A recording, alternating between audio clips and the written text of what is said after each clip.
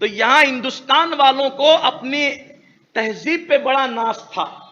تو ہندوستان کی تہذیب میں اس دور میں کافی بہت دنوں تک حضرت محبوب الہی تک، اور میرے خیال سے تقریباً 8ویں 9ویں صدی تک، بلکہ بعد میں 11ویں صدی تک، بلکہ 12ویں صدی تک بھی، بلکہ 13ویں صدی تک بھی، یعنی آج سے 1.5 صدی پہلے تک کے ہندوستان میں یہ رواج تھا کہ جو بھی عزت دار آدمی آئے گا اس کو آپ شربت دیں، حلوہ دیں، یہ دیں وہ دیں، لیکن آخری میں اگر پان نہیں دے تو گویا کہ آپ نے اس کی بے عزتی کر دی.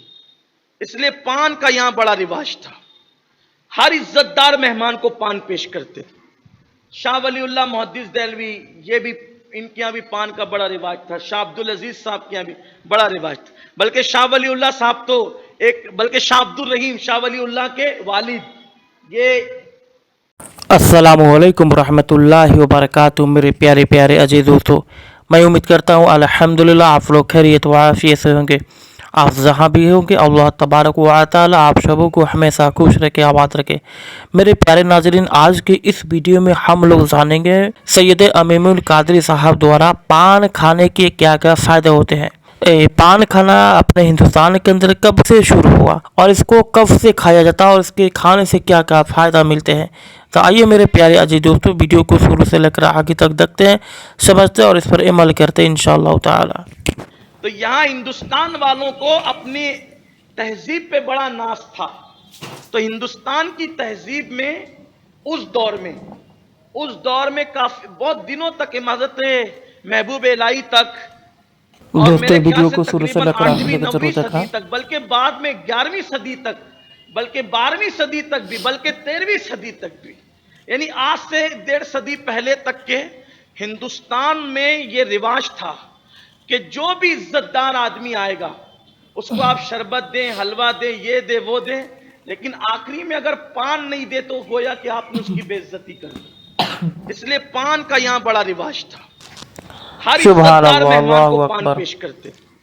شاہ ولی اللہ محدث دہلوی، یہ بھی ان کے یہاں بھی پان کا بڑا رواج تھا. شاہ عبدالعزیز صاحب کے یہاں بھی بڑا رواج تھا. بلکہ شاہ ولی اللہ صاحب تو بلکہ شاہ عبد الرحیم شاہ ولی اللہ کے والد، یہ اسماعیل دہلوی کے دادا، ایک مرتبہ شعر پڑھ رہے تھے حضرت شیخ سعدی شیرازی کا، اور پڑھتے پڑھتے بھول گئے، دوسرا مصرع یاد نہیں آ رہا تھا، اور پیچھے سے ایک آدمی آیا، اس نے اللہ دوسرا مصرع اکبر. یاد دلایا. کہا جزاک اللہ بھائی، آپ نے مجھے مصرع یاد دلا دیا، لو پان کھاؤ.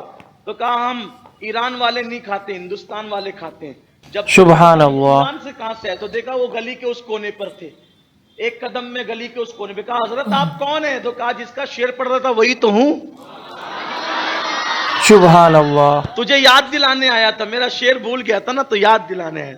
تو بڑا رواج تھا اپنے یہاں پان کا، اور پان بہت عزت دار لوگوں کو پیش کیا جاتا تھا. خانقاہوں میں ابھی بھی رواج ہے. تو ابھی بھی حضرت محبوب الہی کی خانقاہ میں گیا عرس میں جب بھی، تو میں نے دیکھا کہ وہاں پر سما میں پان پیش کیا جاتا تھا. بندہ نواز کے سدراز علیہ رحمہ کیا گیا تو پانی کے اندر سبحان شکر اللہ، گھول کر کے اللہ اکبر. شربت دیا جاتا. یہ شربت اپنی طرح نہیں بنتا وہاں، میں نے دیکھا کہ وہ چاشنی بنائیں گے، دودھ ڈالیں گے، ایسے نہیں. کچی شکر سادے پانی میں ڈالیں گے، اسی پہ فاتحہ ہوگی، وہی شربت ہوگا اور پان ہوگا. میرے مرشد کریم مرشد سرکار بائیس خواجہ رحمت اللہ علیہ کے یہاں بھی پان پر فاتحہ ہوتی ہے، سیما کی فاتحہ وہاں بھی وہ تقسیم کرتے ہیں.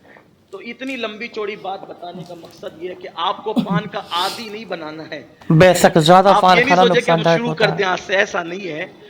بڑوں کی بڑی بات ہوتی ہے، بڑوں کی ہر چیز نہیں کی جاتی، بڑوں کی ہر چیز نہیں کی جاتی، لیکن بات صلی عزت دار اللہ لوگوں کو پان علیہ دیا ہے. تو وآلہ راجہ بھوج وسلم. نے، صوفیہ فرماتے راجہ بھوج نے جب یہاں سے تحفے تائیں بھیجے، مجھ کو بھیجا، جڑی بوٹیاں بھیجی، یہ بھیجا، وہ بھیجا، کپڑے بھیجے، سب بھیجا، تو ہندوستان کے اندر جو یہ تھا کہ عزت دار لوگوں کو پان بھیجا جائے.